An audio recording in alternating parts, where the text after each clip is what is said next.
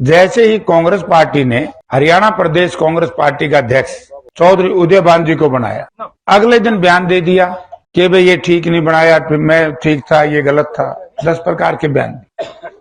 नाराज हो गई पार्टी ने कहा कि दलित समाज टोटल 20-22%, अब 22% समाज का की अनदेखी करना किसी भी पार्टी के बस की बात है। उदयभान एक बहुत विद्वान है, आज का पॉलिटिशियन ने 1987 में एमएलए बन गया था, उस वक्त में एमपी बना। इनके पिताजी पॉलिटिक्स में थे, इनके दादाजी जैसे ही भारत आजाद हुआ 1952 में म्युनिसिपल कमेटी होटल के चेयरमैन बने और कुछ भी ना बने। मैं एक बात पूछना चाहता हूँ, आप पूछना, विशेष तौर से मैं मेरे दलित समाज के भाइयों से कहना चाहूँ, क्या दलित के घर में पैदा होकर के, साधारण घर में पैदा होकर के राजनीति करना पाप है? या अच्छे परिवारों में नकम्मे नालायक पैदा हो जाएं, उनको जनता झेले, वो को अच्छी बात है? मैं कहता हूं कि जो गरीब के घर में पैदा होगा, साधारण घर में पैदा होगा, वो आपकी सेवा करे। या तो कुलदीप बिश्नोई ये बताए, भारतीय जनता पार्टी ये बताए कि उसके उम्मीदवार ने दलित समाज का विरोध क्यों किया। अगर दलित समाज का विरोध किया तो मैं दलित समाज के भाइयों से कहना चाहूंगा कि बीजेपी का कोई कार्यकर्ता आपके गाँव में आए, उनको ये कहे कि जब आपकी पार्टी के उम्मीदवारों ने हमसे नफरत है तो हम तुम्हें वोट क्यों दे।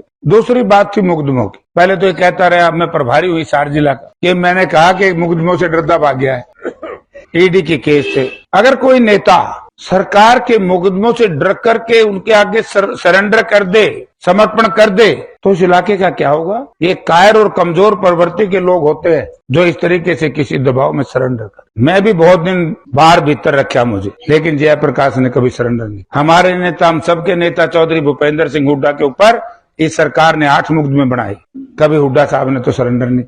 तो कारण तो आपने पूछना चाहिए, बात करनी चाहिए कि आपने इस्तीफा क्यों दिया।